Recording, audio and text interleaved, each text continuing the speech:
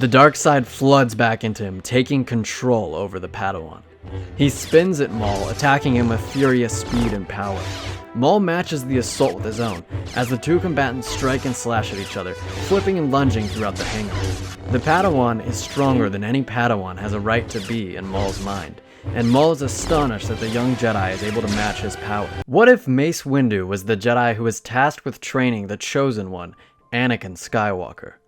Well, much would change, make no mistake. I was initially hesitant to do this one because Star Wars Theory has already done it. However, while I enjoy the vast majority of his fanfictions and what-ifs, I think he was dead wrong about this particular one. So, this is my version of what if Mace Windu trained Anakin. The only way I see Mace Windu actually taking up the challenge of training Anakin is if Obi-Wan is unable to train the boy.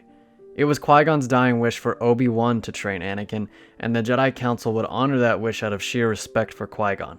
So in this scenario, Maul doesn't zone out and get cut in half, rather he's able to kill both Kenobi and Qui-Gon before fleeing Naboo.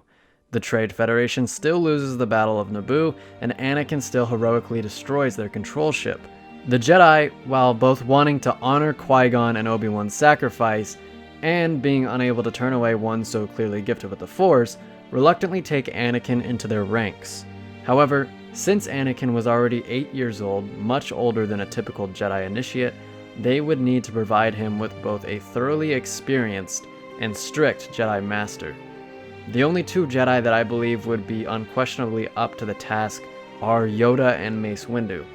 I believe the Council would opt for Windu over Yoda due to the latter's extreme age. So, Mace Windu would become Anakin's master.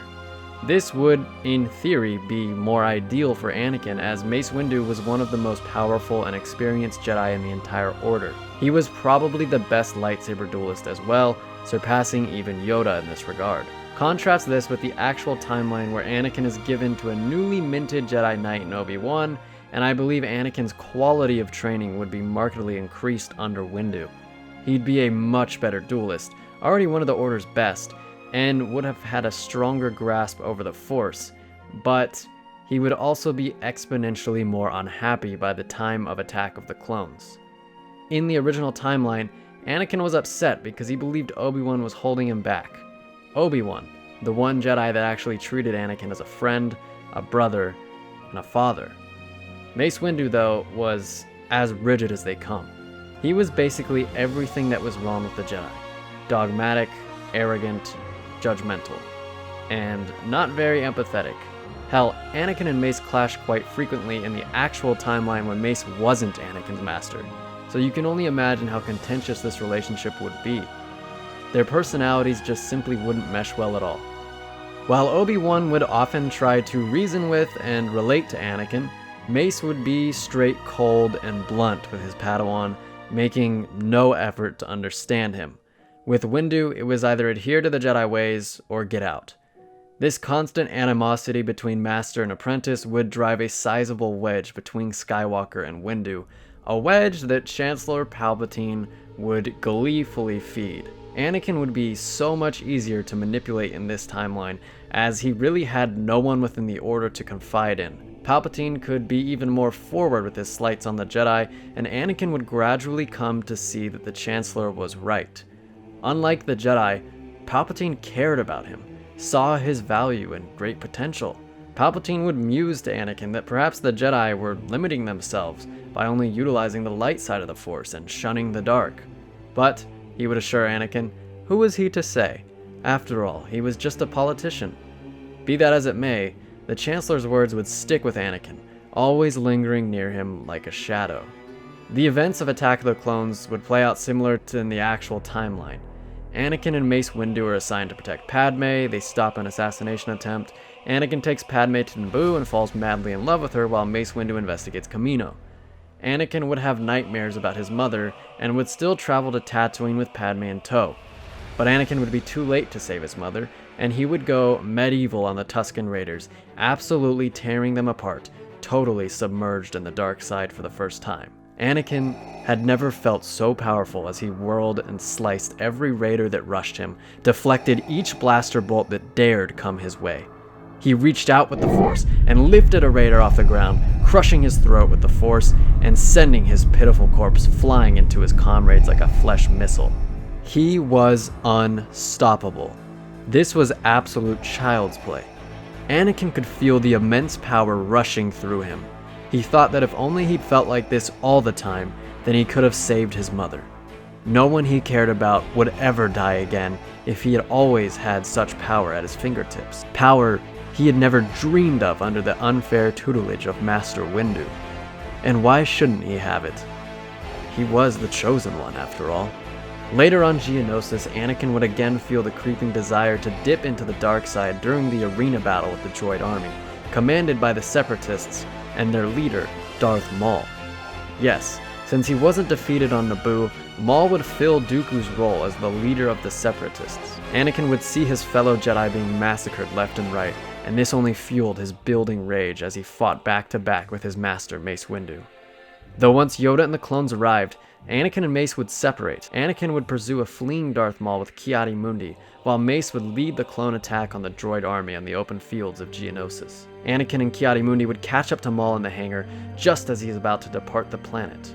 By now, Maul has had much more time to train, and he's even more powerful than he was on Naboo, and he was able to kill 2 Jedi that day. Anakin charges at Maul, his green lightsaber angled towards Maul's chest. Maul chuckles and sends a blast of lightning directly at Anakin before he can even react. Anakin is immediately sent flying into the wall, but instead of being immobilized, the pain surging through his nerves only serves to fuel his rage even more. He leaps up and attacks Maul, fury striking through his eyes. Maul ignites his saber staff and takes on both Mundi and Skywalker in a fierce duel. Anakin slams his blade down against Maul's relentlessly, hatred across his face. Mundi glances over at the Padawan uneasily, sensing the darkness within the youth. Anakin, feeling guilt rise within him, forces the dark side away, letting the light back in. Maul chuckles and delivers a spinning attack that the Jedi just managed to deter. Maul flips over a slash by Anakin and lands behind Mundi, who is able to pirouette and misdirect Maul's pierce attack. He blocks Anakin's attack with his rear blade before dodging Mundi's and knocking the Jedi's legs out from underneath him with a sweeping kick. Maul brings his blade down to finish Mundi, but Anakin intersects it with his own blade, saving the Jedi. Maul stares at Anakin, a cruel smile forming on his lips. Maul swiftly twirls his blade, catching Anakin entirely off guard before bringing his other lightsaber down into Mundi's chest. The Jedi's eyes go wide before the life fades from them. Anakin stumbles back as Maul grins maniacally, leveling his blade and stepping towards the Padawan. Anakin looks from the fallen Mundi to his foe, unbridled rage filling his heart. The dark side floods back into him, taking control over the Padawan. He spins at Maul, attacking him with furious speed and power. Maul matches the assault with his own, as the 2 combatants strike and slash at each other, flipping and lunging throughout the hangar. The Padawan is stronger than any Padawan has a right to be in Maul's mind, and Maul is astonished that the young Jedi is able to match his power. They fight on equal footing despite Maul being over a decade more experienced. Fear would begin to creep into Maul as he began to tire. He shouldn't have fought so arrogantly, so cocky. He began to back his way towards his ship, knowing that he needed to end this duel quickly or risk being... Maul falls to his knees, his lightsaber split in half by Anakin's, and a deep gash burns down his chest. Anakin reaches out with the Force and pulls Maul high into the air, his eyes cold and focused. He clenches his fist and Maul's windpipe closes. Maul weakly reaches for his throat, but to no avail. Just before Maul can black out, Anakin slams Maul into the ground before flinging him up in the air and slamming him back down again. Finally, Anakin pulls Maul towards him, closing his hand around Maul's throat and looking him in the eyes savagely as he ignites his lightsaber through Maul's heart. Maul's corpse drops to the floor. Anakin pants, gazing down at Maul's lifeless body. Anakin turns to find Master Yoda staring in horror at him, having watched Anakin's brutal battering of Maul, having felt the dark side nexus that Anakin had become. Anakin's eyes widen with fear, regret, and panic. He leaps into Maul's ship and orders the droid to take off as Yoda watches, stunned. Anakin would sit in the co-pilot seat of the ship, replaying the events that just took place, shocked and frantic. He would surely be expelled from the Order, no doubt. And what would Padme think when she found out what he had done? Just then, the ship would come out of hyperspace, revealing the ember glow of the capital planet Coruscant. Anakin would turn to the droid, wanting to get as far away from the planet where the Jedi resided. "Droid, what are we doing here?" The droid simply looks at Anakin and replies, "My master wishes to speak with you."